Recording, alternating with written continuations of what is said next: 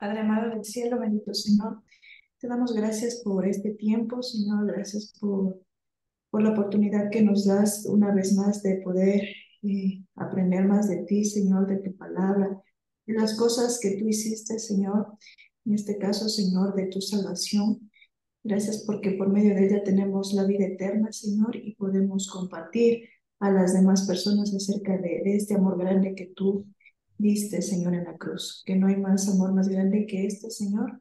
Te pedimos que tu Espíritu Santo en esta noche sea en nosotros, Señor, despejando toda duda, Señor, e implantando tu palabra de tu verdad, Señor, en nuestros corazones. Dejamos todo este tiempo en tus manos, en el santo nombre de tu Hijo, bendito Jesús. Amén y amén.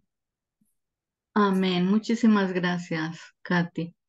En primera instancia, mm, vamos a voy a leer la tarea de esta semana para continuar mm, ayudándonos con algunas actividades a crear un corazón agradecido.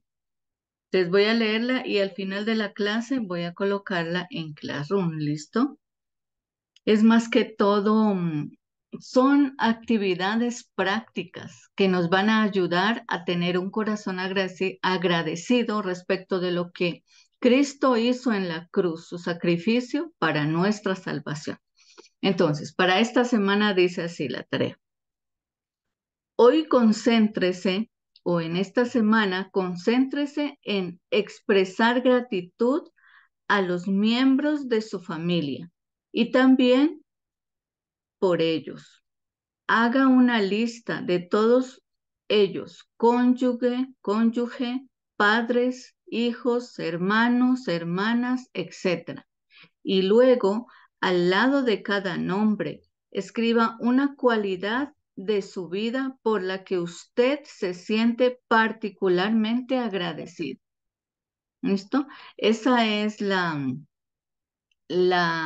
tarea para esta semana y por favor yo la voy a poner al final de nuestra clase en Classroom para que por favor lo haga tal cual está ahí. Listo. Voy a solamente... Buenas noches con todos. Buenas noches, Yolandita. Espere, voy a... Mm,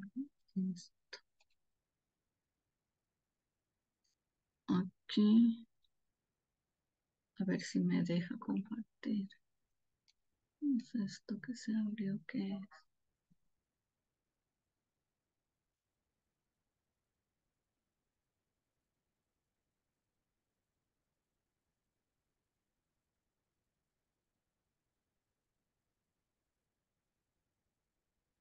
Este es el material de nuestra clase, ¿cierto? No sé, probablemente lo imprimieron, como Rolando también me comentó que lo iba a imprimir. Esta primera parte, el número 1, ya lo vimos. La segunda parte del segundo día dice, número 3, lo que todo creyente debe saber en relación al pecado. Y también el numeral B, que dice lo que todo creyente debe hacer en relación al pecado. Vamos a tratar de ver estos dos tópicos, pero antes de eso, quiero que, por favor, si tengan puedan escribir lo que vamos a estar viendo. En sus notas pueden escribirlo, por favor. Tengan lápiz y papel sobre todos los versículos que voy a explicar. No voy a leerlos literalmente, pero sí cómo Dios nos enfoca y nos puede decir desde el punto de vista bíblico qué es el pecado. Y luego sí vamos a ver los resultados del pecado, sobre qué es lo que debe hacer un creyente y también qué es lo que debe saber como hijos de Dios, qué es lo que debemos saber. Listo, entonces, inicialmente La doctrina cristiana estaría incompleta si dejáramos de lado al pecado. La filosofía moderna niega la existencia del pecado, pero tal negación es parte de una filosofía falsa. Cualquier negación respecto Perdón, a la un existencia del ratito. pecado. Perdón, Magnolia, una interrupción. No está compartiendo pantalla, ¿cierto? No, no estoy compartiendo pantalla. Allá. Y Ujú. quería pedirle el favor a Luisito que está por ahí, Luis Doria, si puede cerrar el micrófono porque hay mucho ruido. Luisito por ahí. Mijito, bájale, táchale tu micrófono. Así se dice, táchale. Sí, le dije, táchale tu micrófono. Aquí se dice así. Ah, bueno. Bienvenido, Luis. Muchas gracias por conectarse, pero concéntrese en conducir para que todo esté bien. ¿Listo? Bueno, vamos a continuar. Si hay alguna pregunta respecto de lo que vamos escuchando, esta es una investigación que hice aparte de lo que hay en nuestro material. Y hay puntos específicos bien importantes. Por eso es que, por favor, quiero que tomemos nota. ¿Listo? Entonces, voy a otra vez a empezar. Dice, la filosofía moderna niega la existencia del pecado, pero tal negación es parte de una filosofía falsa. Cualquier negación respecto a la existencia del pecado de ninguna manera puede evitar la realidad, porque el pecado es real. El pecado no puede ser controvertido ni desafiado. La Biblia declara la existencia del pecado y también lo muestra. El pecado no es un mito o un invento de la mente. El pecado es un hecho real. Pero, ¿qué es el pecado en realidad?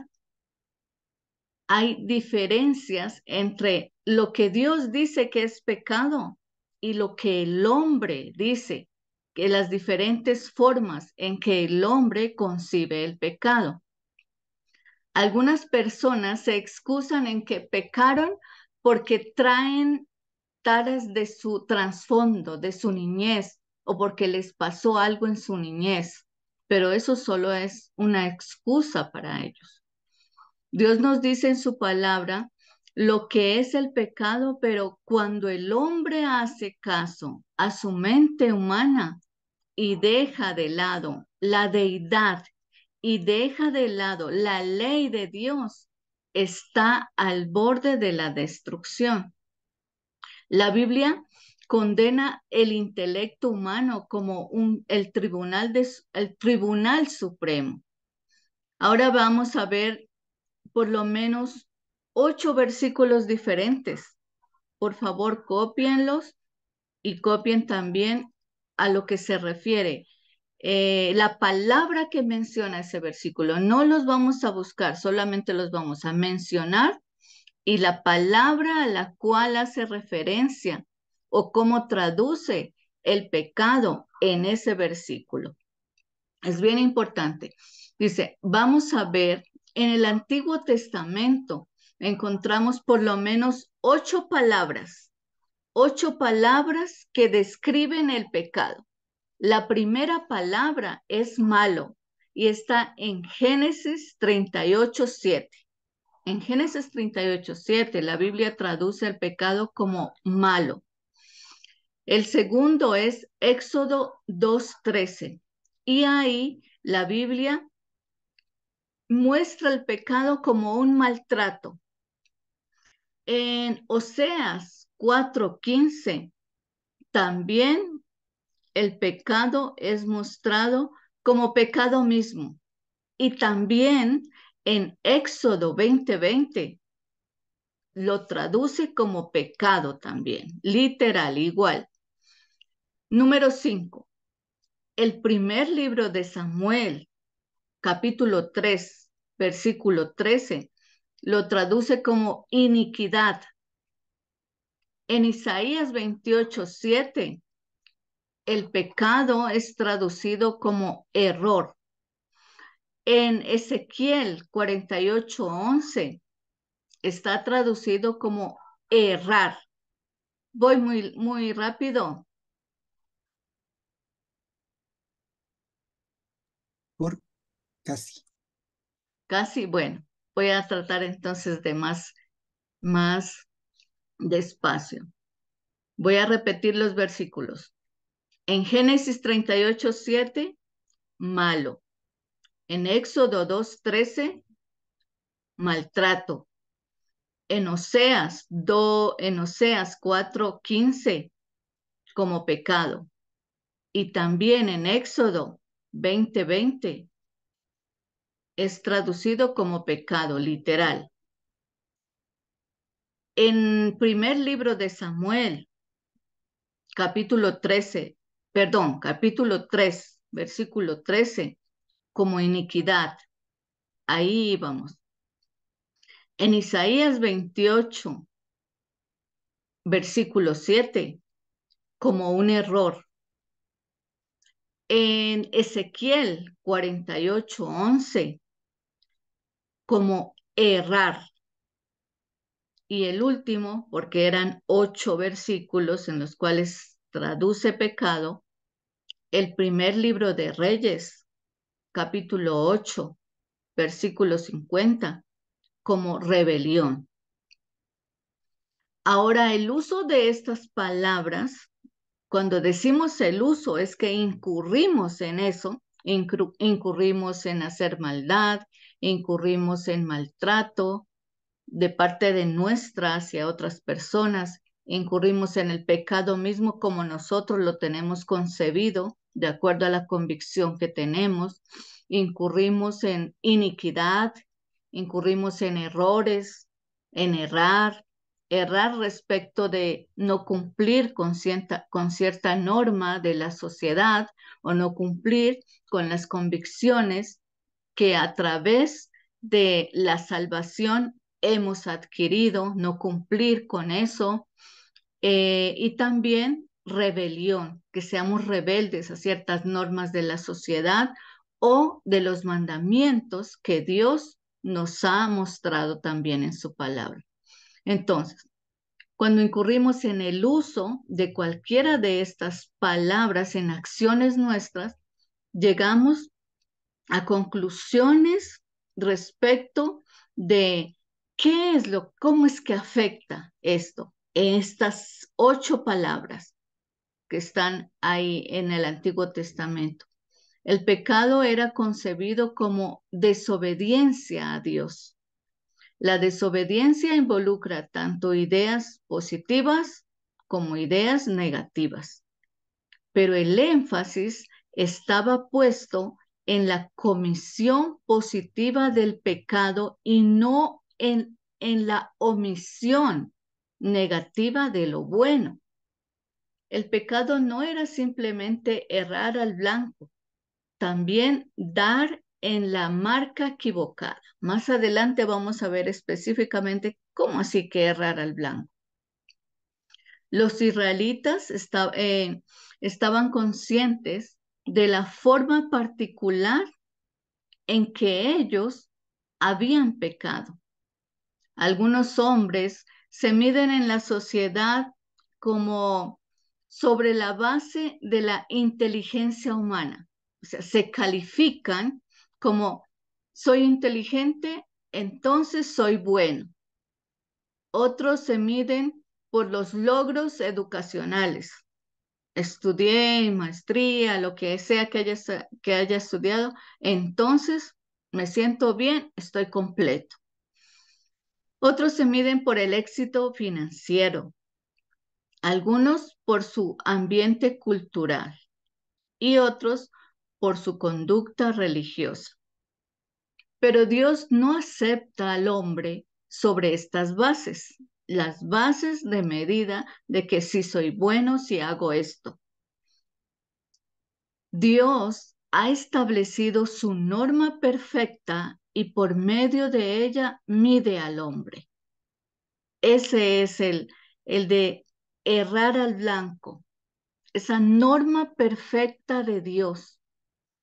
Y cuando el mejor de los hombres haya hecho lo mejor, nuestro Señor lo desafiará con la palabra tal como lo dice en Mateo 6:27. ¿Y quién de vosotros pondrá por mucho que se afane, añadir a su estatura un codo? Ningún hombre puede por sí solo. La norma moral de Dios, porque todos han pecado y están destituidos de la gloria de Dios, tal como lo menciona en Romanos 3:9. Tanto judíos como gentiles habían errado. También debemos tener en cuenta que se cuenta como pecado aquello que sabemos que debemos hacer y no lo estamos haciendo. Eso también es contado como pecado. Pero cuando vamos a nuestras convicciones, nos damos cuenta de que Dios no es cruel. Él no dice Él nos dice que todos hemos pecado. Y si confesamos ese pecado, tal como lo menciona 1 de Juan 1:9, Dios es fiel y justo, nos perdona y nos limpia de toda maldad.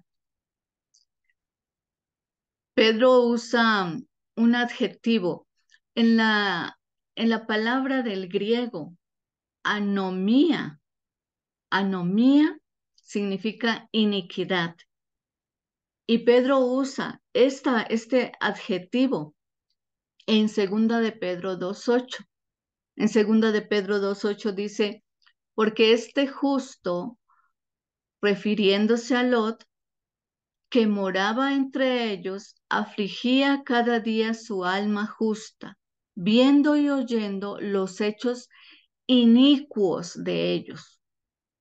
Recordemos toda la historia de Sodoma y Gomorra y cómo Lot vivía entre ellos. El justo era Lot. Y Pedro aquí se refiere a todos los habitantes de Sodoma y Gomorra como inicuos, o sea que eran pecadores por todo lo que ellos estaban haciendo, sobre todo en la parte sexual. Lo recordamos. Este ejemplo se refiere a una oposición obstinada de la ley de Dios, porque ellos ya sabían que eso estaba mal. Sin embargo, continuaban en su pecado. Entonces el pecado es todo aquello que es contrario a Dios.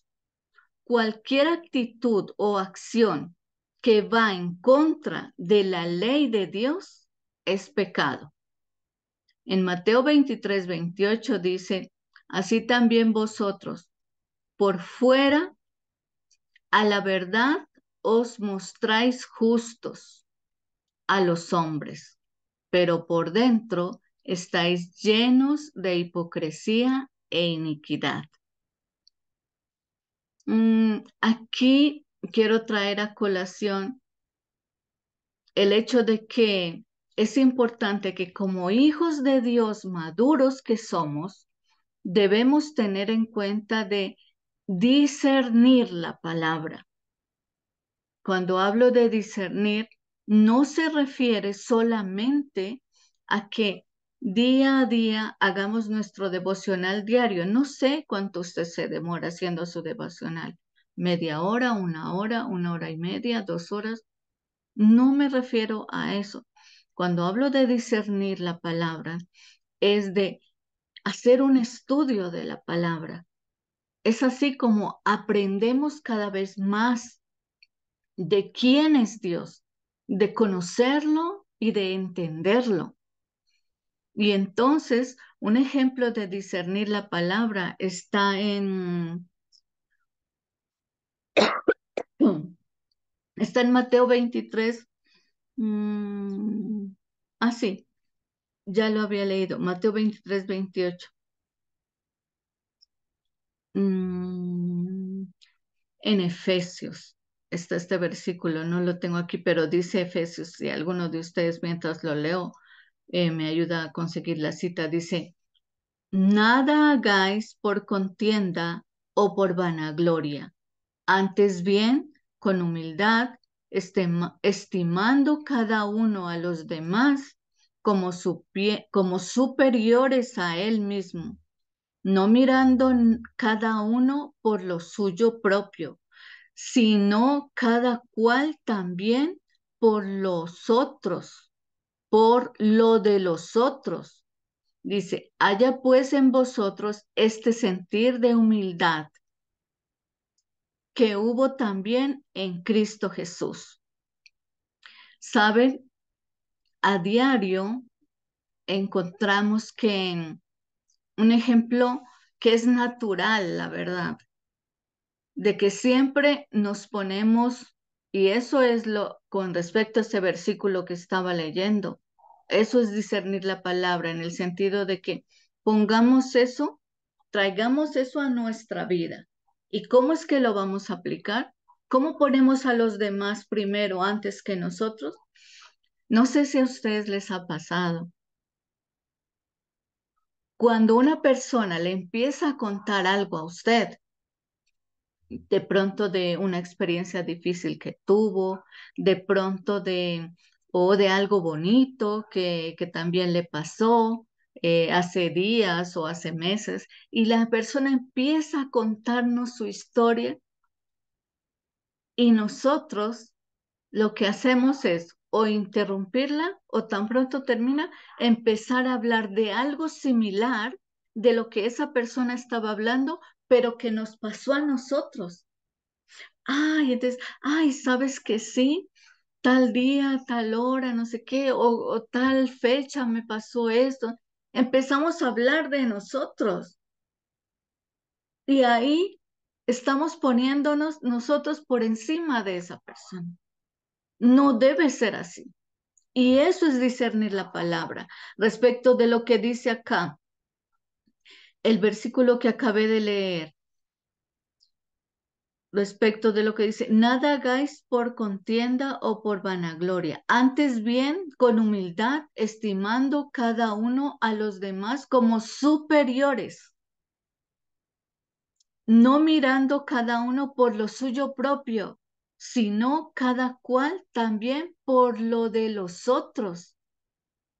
Lo correcto que debemos hacer, y ahí también, miren, si discernimos esta porción de la palabra, nos estamos dando cuenta de que también pecamos, porque no estamos haciendo lo que Dios nos está diciendo.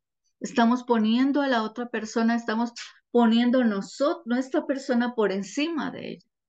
Lo correcto que debemos hacer cuando estemos en esa experiencia que la otra persona nos esté contando y mira que fui a la playa o bueno, cualquier cosa que le esté contando, es que usted le haga una pregunta respecto de lo que ella le está contando. Ay, ¿con quién fuiste? O ¿qué almorzaste? Bueno, se me ocurre, ¿qué almorzaste ese día y cómo la pasaste? Preguntas sobre lo que ella te está contando, no de lo que tú recordaste de lo que ella te está contando, que a ti también te pasó. A eso me refiero con discernir la palabra. Y son cosas sencillas que nos pasan y no nos damos cuenta que están mal. Ahora veamos 12 versículos, por favor les voy a pedir que los copien en sus notas, 12 versículos que están en el Nuevo Testamento y que también hace referencia a lo que describe el pecado, versículos que describen el pecado, y voy a dar una palabra para cada versículo. Entonces, la primera palabra está en Primera de Corintios 13:3. Y ahí Dios nos describe el pecado como la palabra malo. La segunda es Mateo 5:45. Ahí también es la palabra malos. El pecado está traducido como malos. En tercera, en Romanos 5:18 es impiedad. Luego, seguimos con Mateo 5:22. En Mateo 5:22, la palabra pecado está descrita como culpable. En Primera de Corintios 6:9, como injusticia. En Primera de Timoteo, Primera de Timoteo 1:9 está descrita como transgresiones. En Primera de Timoteo 1:9. En Romanos 5:14 está como transgresión. En Romanos 1:13, la palabra pecado se describe como ignorancia. Número 10. En Primera de Corintios 6:9, la palabra pecado se describe como injusticia. Y número 11, en Gálatas 6:1, la palabra pecado se describe como falta. Y el número 12 es una frase. Está en Primera de Timoteo 4:2. La palabra pecado está descrita como hipocresía de mentirosos. Entonces, el uso de cada una de estas palabras, cuando digo el uso, es que pongamos en práctica, el hecho de poner en práctica esas palabras que son como las describe el Nuevo Testamento, nos permite llegar a 4 conclusiones. La primera es que siempre hay una norma clara en contra de la cual se comete el pecado. Es lógico. Sí, si hay una norma y la incumplimos, entonces es pecado. Conclusión número 2. Todo pecado es una rebelión en contra de Dios y una transgresión a la norma de Dios. Número 3. Conclusión número 3. El pecado puede asumir una variedad de formas. A veces las personas dicen, no, es que es una mentira piadosa. Diferentes formas lo puede decir.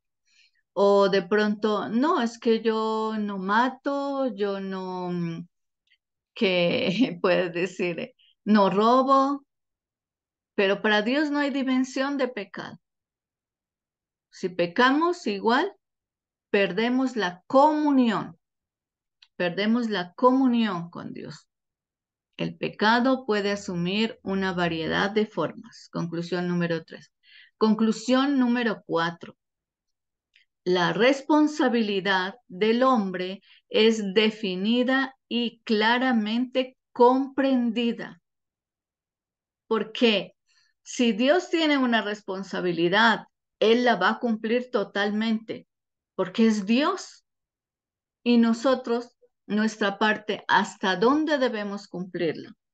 Depende de cada una de nosotros, de las decisiones que debamos tomar frente a una tentación, frente a una situación difícil, frente a dudas que podamos tener y respecto de que si respetamos nuestras convicciones y tenemos una duda respecto de que lo hago o no lo hago.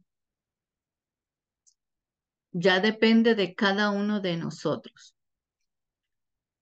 La palabra que se usa más frecuentemente en el Nuevo Testamento para definir el pecado es errar al blanco. Aquí vamos a ampliar un poco más sobre esta parte.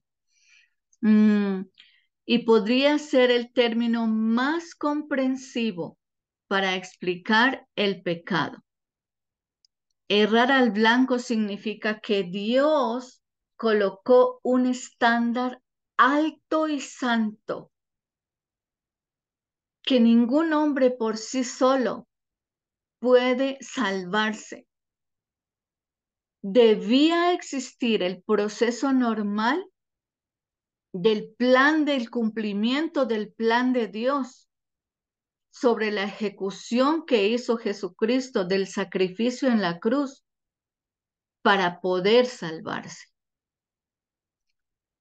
En Romanos 3:23, Pablo usa este verbo de errar al blanco. Dice, por cuanto todos pecaron y están destituidos de la gloria de Dios. Cuando digo errar al blanco es que todos exactamente pecaron. Ninguno fue totalmente, todos nosotros como hombres pecamos. Ninguno fue santo totalmente. Porque lo que se tiene en cuenta acá es la sangre derramada de Jesucristo. Eso es lo que nos hace santos. Dios tiene una norma alta y santa de lo que es correcto. La frase Dios misericordioso significa que todos los hombres han fallado por lejos en cumplir la norma requerida por Dios, ya que el hombre ha creado sus propias normas. Dios ha creado su norma de perfección para entrar al cielo. Y en ese sentido, todos los hombres han errado al blanco. Tal como la flecha cae al suelo antes de alcanzar su objetivo. Que ningún hombre piense de alguna manera acercarse a las normas establecidas por Dios. Dios ha demandado una perfección absoluta y no importa la manera en que cada uno se mida a sí mismo, siempre falla al blanco.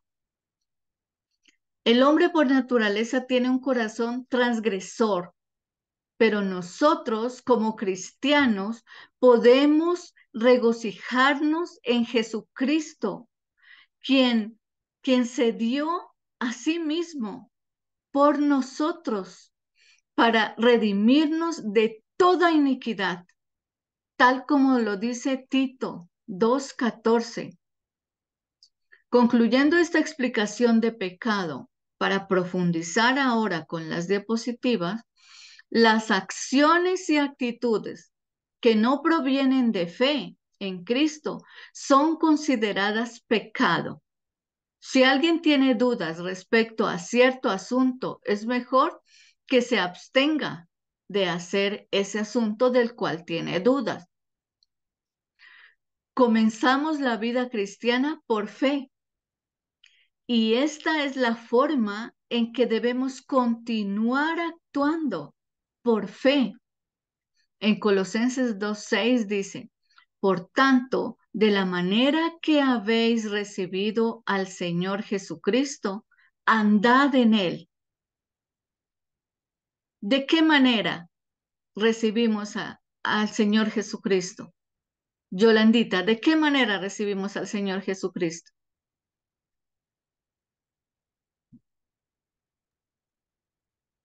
Recibimos al Señor Jesucristo en el momento que hacemos la oración de la fe. Por Ahí fe. le Sí. recibimos a Él, por fe. Ajá, por fe. Exacto, muchas gracias. Como recibimos al Señor Jesucristo por fe, por lo tanto, Pablo nos aconseja acá y nos dice, debemos continuar actuando por fe. Todas nuestras motivaciones y acciones deben estar basadas en nuestra fe. Y Dios es el que pone. ¿Recuerdan cuando recibimos a Cristo en nuestro corazón? Él puso una medida de fe.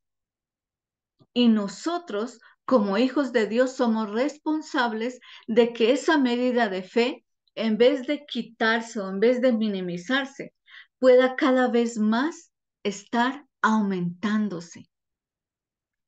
Si de pronto estamos dudando de hacer algo y si lo hacemos teniendo convicción de que no lo debíamos hacer, eso también es contado como pecado. Recordamos que la palabra nos explica, lo que no proviene de fe es pecado. De acuerdo con las escrituras, el pecado hizo su primera aparición en el mundo en la creación angelical. Esto lo podemos ver mejor en 2 de Pedro 2:4. ¿Se acuerdan lo que pasó en el cielo con Lucifer? Dice, porque si Dios no perdonó a los ángeles que pecaron, sino que arrojándolos al infierno, los entregó a prisiones de oscuridad para ser reservados al juicio. Entonces, la primera aparición de pecado fue la rebelión de los ángeles.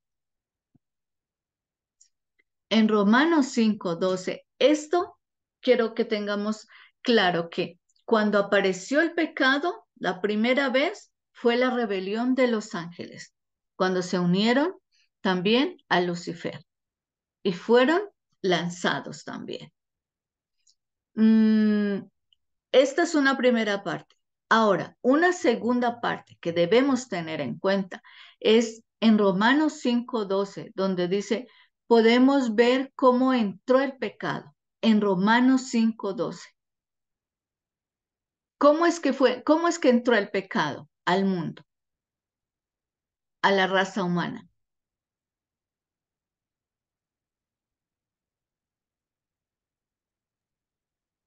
Por un hombre. Bueno, Buenas noches, ¿Cómo hermano. fue, Rolando? ¿Cómo fue? Por Adán y Eva. Ujú.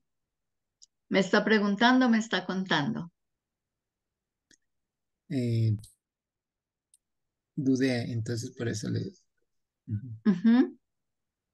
¿Cómo fue?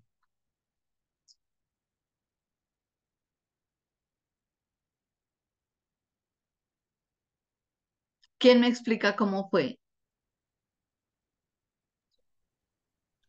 Buenas noches. Cuando Considero que el pecado Buenas entró a la noches. humanidad Buenas noches. por un hombre, por Adán, Va ¿no? conduciendo, Luis. El pecado original, estoy con manos libres, no hay problema. Por el pecado Ah, de lo original de Adán, muy ¿sí? bien, exacto. Entonces dice, Carlita, explíqueme cómo es que en la Biblia nos enseñan que el pecado entró por un hombre y también quien nos salvó fue a través de un hombre. ¿Cómo fue eso? Buenas noches con todos. Sí, el pecado entró por un hombre, fue por Adán. Y en ese momento nosotros, toda la humanidad, después de Adán, estábamos muertos espiritualmente.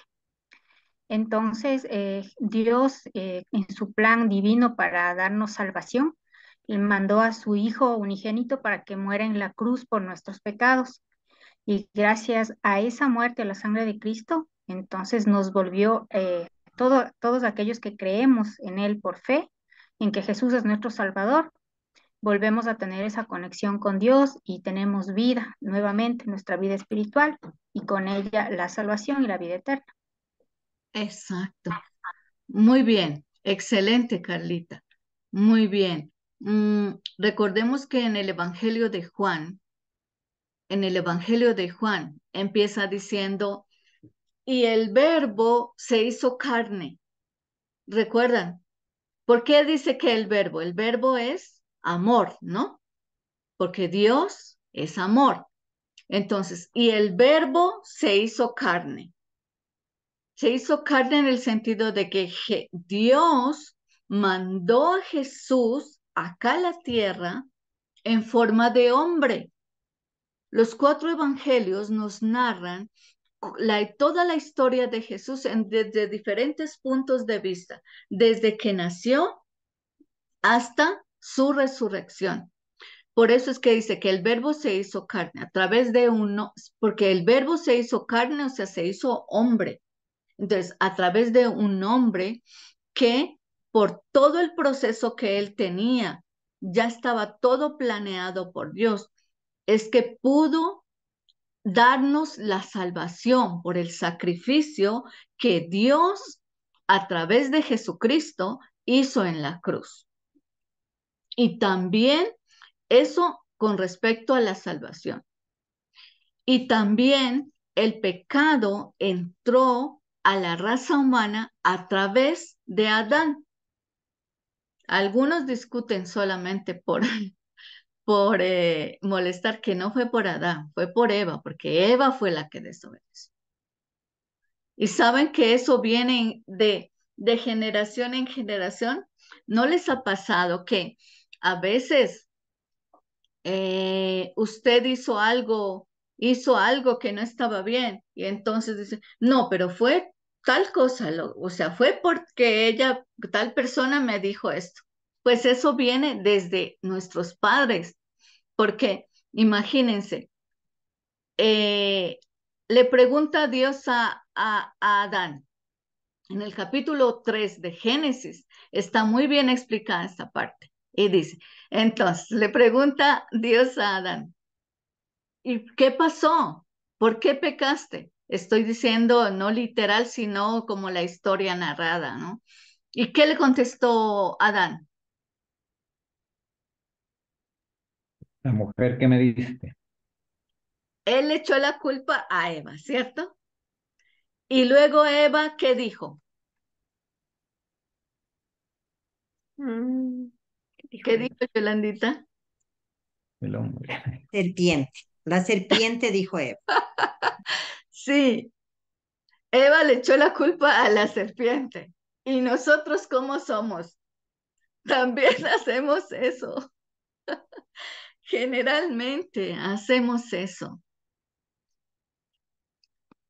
He tratado de explicar esta parte porque es bien importante que sepamos qué es lo que dice el Antiguo Testamento respecto del pecado, qué es lo que dice el Nuevo Testamento respecto del pecado, cómo las diferentes formas de pensamiento, de cultura, también tienen concepciones diferentes de pecado. Y la concepción y el concepto específico de Dios. Todo lo que vaya en contra de Dios es pecado. El ejemplo natural de cuando alguien peca y dice, no, es que esto no va, no es tan grande, esto no es tan grande, entonces no es pecado. No, no hay dimensión de pecado. A medida que avancemos en el estudio sobre la doctrina de la salvación, será más claro de que el pecado, la creación y la caída del hombre estaban diseñados para que podamos entender que era un paso a la destrucción de Satanás y a la redención del hombre. Es bien importante esta parte. Ahora, de acuerdo a lo que ustedes tomaron nota, menos Luis porque él va conduciendo, por favor, tomen uno de los versículos que apuntaron. ¿Recuerdan? En el Antiguo Testamento habían 8 versículos y una palabra que describían. Y en el Nuevo Testamento habían 12 versículos y una palabra que describía pecado. Tomen solamente, por favor, uno de esos versículos y esa palabra y lo explican. ¿Por qué ese versículo menciona o describe con esa palabra el pecado? ¿Por qué? Y por favor me lo escriben en el chat. Una cosita. En En los el, 12 del Nuevo Testamento está duplicado Primera de Corintios 6:9. En total serían solo 11. está duplicado. Sí, 11. Y tengo 11 Sí, con el tiene duplicado. razón. Es que nos dictó después de Mateo 5:22, Primera de Corintios 6:9. Y luego al final, después de Romanos 1:13, dijo injusticia nuevamente. Primera de Corintios 6:9. Primera de Corintios 6:9 es injusticia. Ujú. Pero Está bien. está dos veces, ¿no? Sí, está dos veces. Ujú. Está dos veces.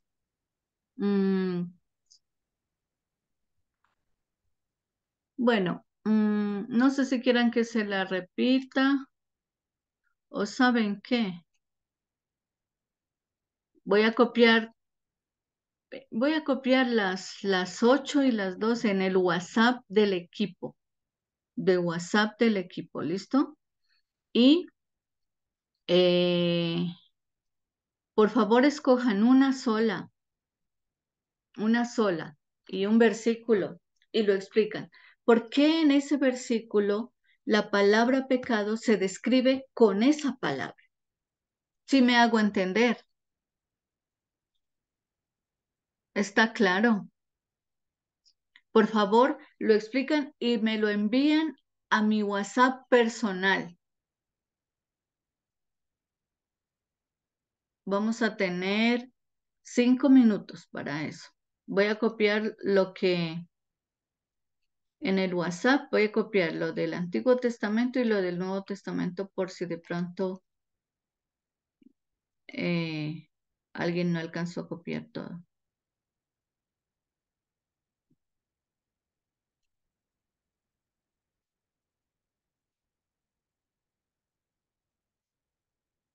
Esta parte solo es la introducción de esta parte del pecado porque es muy amplio.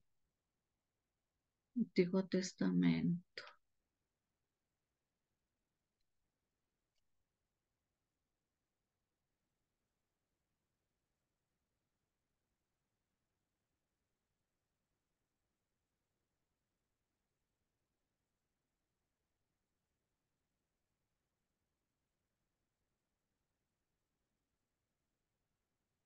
Listo.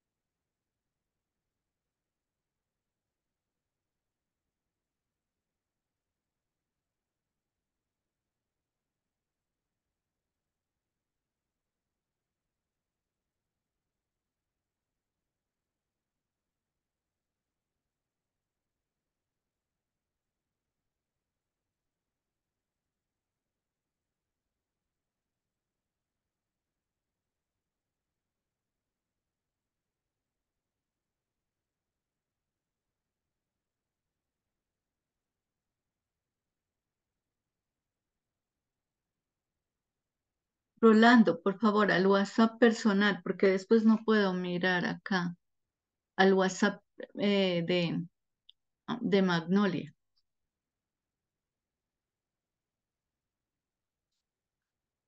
Y explicamos, ¿no? ¿Por qué es que en ese versículo el pecado se menciona como esa palabra?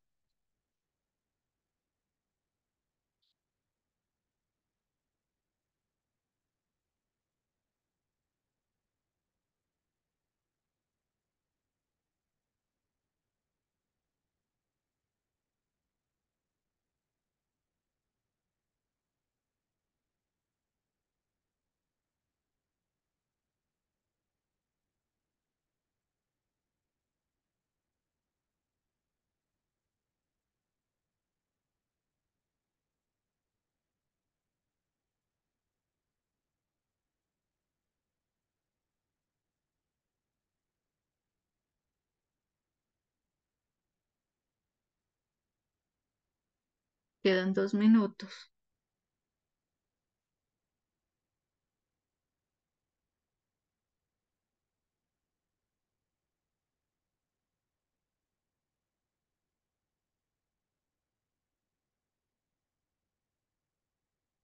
Muy bien, Katy.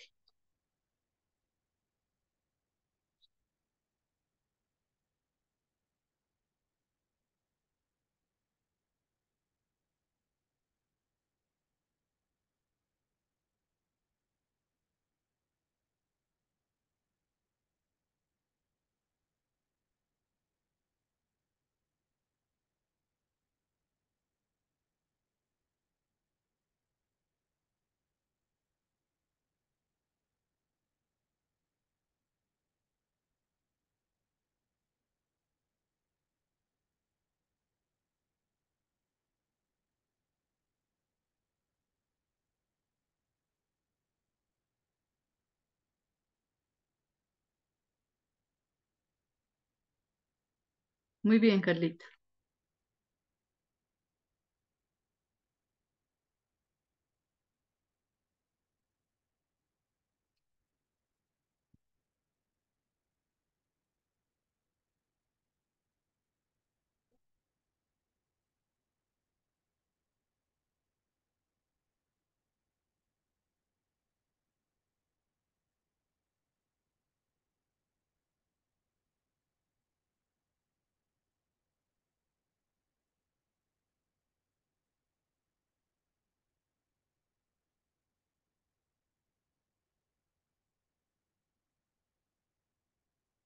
El versículo es el que me colocó en el chat del Zoom, Rolando.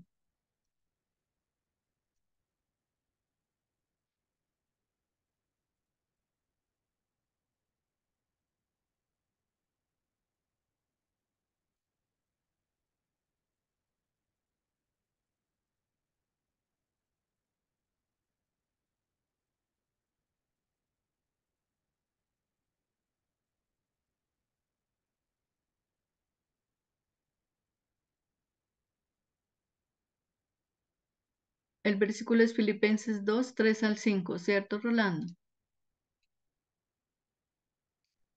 ¿Sí?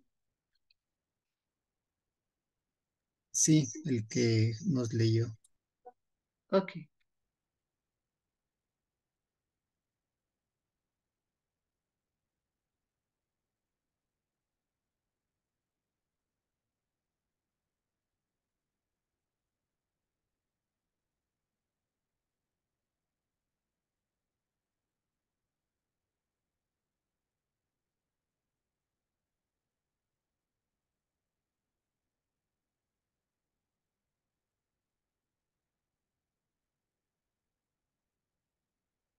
Listo, voy a estar revisando y ya se acabó el tiempo, entonces vamos a continuar la clase. Bueno, Magnoli, sí. pastora, disculpe, yo le he mandado al número anterior que tenía.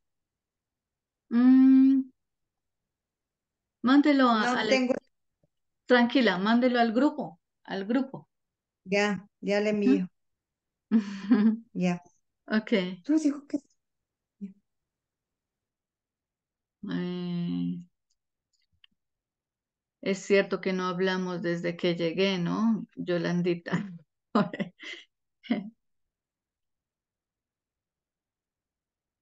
O sea, no hemos hablado por WhatsApp desde que llegué, pero yo le añadí al grupo. Listo. Bueno, entonces vamos a continuar. Voy a compartir pantalla. Bueno, los que faltan, tranquilos, me lo envían y yo lo reviso. Em, voy a compartir pantalla para poder continuar.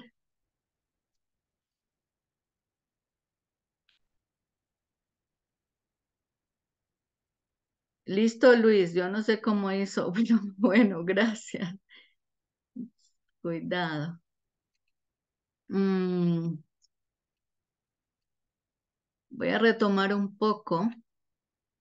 Lo que, Disculpe, Magnolia, perdón, no sé si estoy confundida tal vez. O sea, por ejemplo, yo tomo la palabra errar de Isaías que dice, O sea, ¿tengo que explicar el significado de errar o cómo es? Como estábamos viendo que ahí describen pecado como errar. Ujú. Entonces la pregunta es, ¿por qué en ese versículo está descrito la palabra pecado como errar? Esa es la pregunta. ¿Por qué? No es explicar el versículo, no es explicar el versículo, es explicar por qué en ese versículo el pecado se traduce como errar. Ya, Ujú. gracias.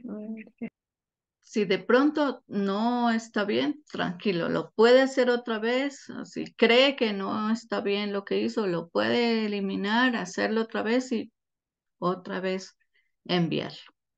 ¿Listo? Vamos a hablar un poco sobre, solo tengo 10 minutos, sobre la respuesta de que ustedes dijeron al, al enfoque de vida espiritual y salvación, el enfoque, el proceso y el alcance. Lo voy a leer rápidamente solamente para despejar dudas, por si habían dudas. Este ejercicio lo hicimos la clase pasada, Carlita y Luis. Entonces, entonces, la, respecto de las diferencias entre vida espiritual y salvación. El enfoque de vida espiritual es el proceso de relación con Dios. Eso es la vida espiritual. La salvación es creer en Cristo para el perdón de pecados y recibir la vida eterna. Eso es el enfoque. ¿Qué es? Ahora, el proceso para vida espiritual es la manera progresiva durante toda la vida terrenal, viviendo de manera que agrade al Señor. Eso es la vida espiritual. Y la salvación, ¿cuál es el proceso de la salvación? El proceso de la salvación es que la persona toma la decisión por fe y recibe una sola vez en el momento en que recibe a Cristo en su corazón, ya es salva. Ese es el proceso, una sola vez. Ahora, veamos el alcance.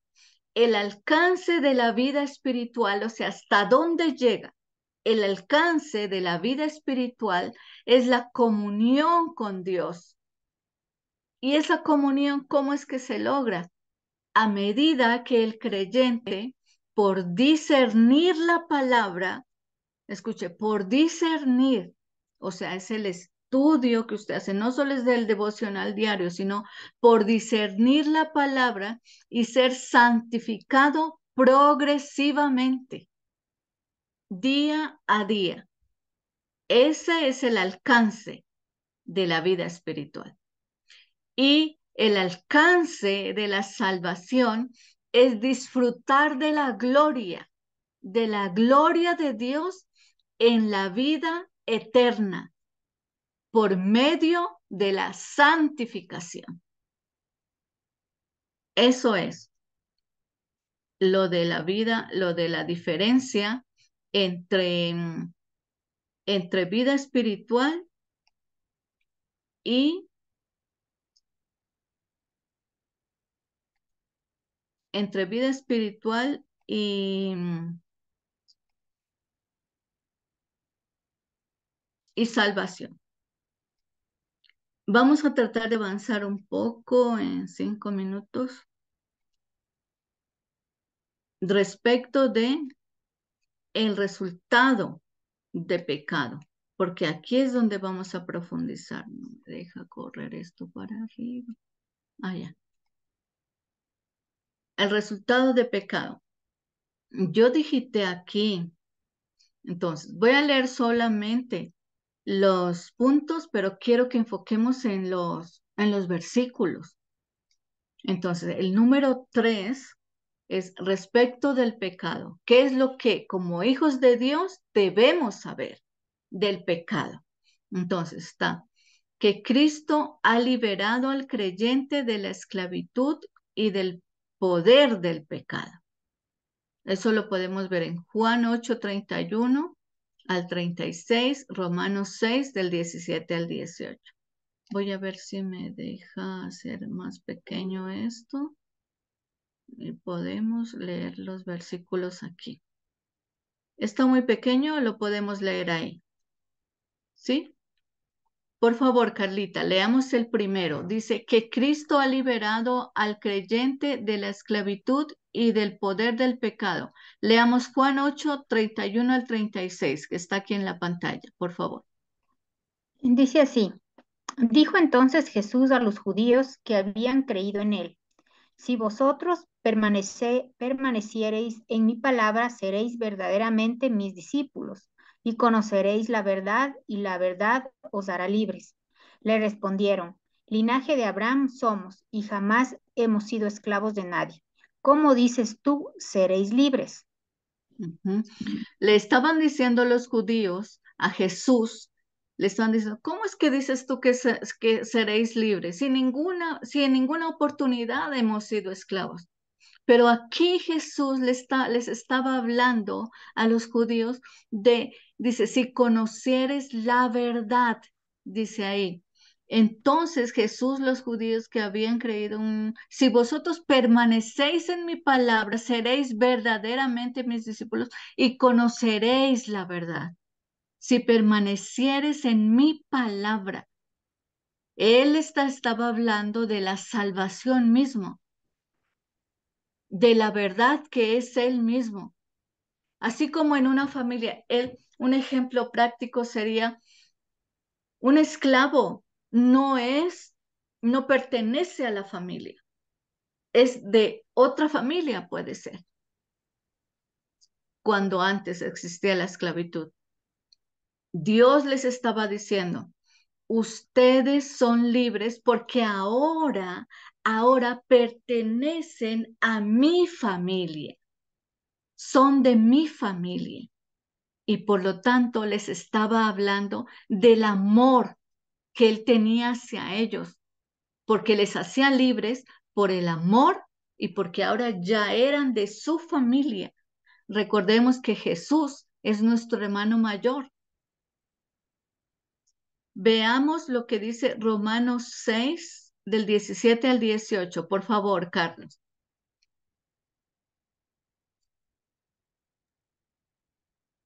Dice Romanos 6, 17, 18.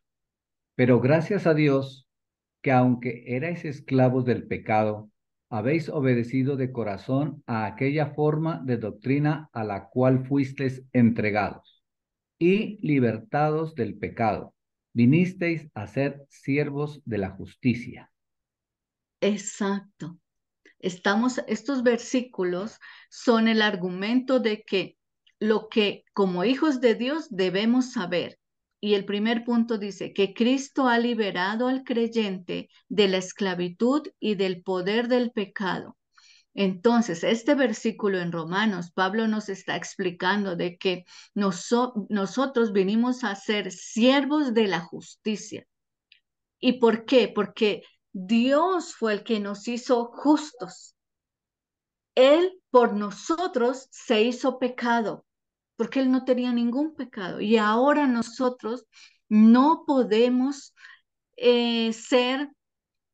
continuar pecando, pero depende de nosotros mismos. El momento en que recibimos a Cristo en nuestro corazón, ya Dios nos permitió ser salvos. Y es la decisión de nosotros mismos. Si vamos a ir a la tentación y hacerle caso a eso, entonces vamos a incurrir en pecado. Pero como hablábamos la clase pasada, la solución es la respiración espiritual.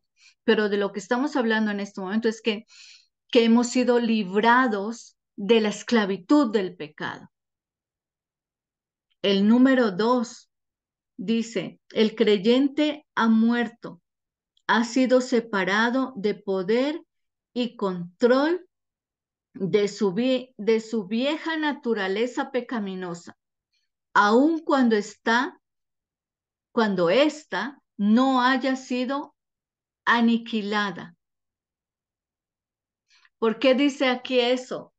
Porque recordemos que cuando una persona recibe a Cristo en su corazón, muchas veces lo hace por salir de paso. Y entonces no empiezan a haber cambios en su vida. No hay transformación. Y eso entonces nos permite ver de que esa persona no está siendo transformada por Cristo. Es como si hubiese recibido a Cristo, pero está ahí dormido. No está poniendo a Cristo en el lugar que le corresponde. ¿Se acuerdan? Como hombre espiritual. Y qué pesar que se acabó la clase.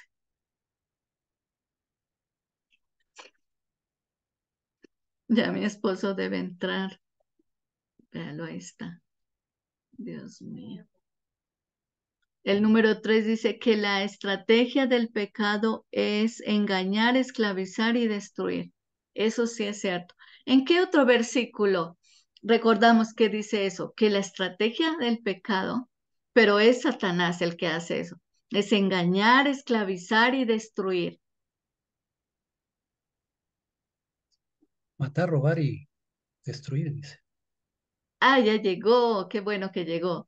Voy El a... Señor Jesús dice, yo he venido para que tengan vida y la tengan en abundancia, Exacto. mas el ladrón vino para matar, no, sí, el ladrón vino para matar, robar y destruir. Destruir. Está en Juan 10, 10. En las 4 leyes está eso. Quiero que... no, usted era el que estaba entrando. Yo pensé que era mi esposo el que estaba... bueno, ya. Ahí ya está entrando, Wilson. Muchas gracias por su atención, por su tiempo. Y le voy a pedir a Lili, por favor, nos despide en oración para dejar a mi esposito como anfitrión.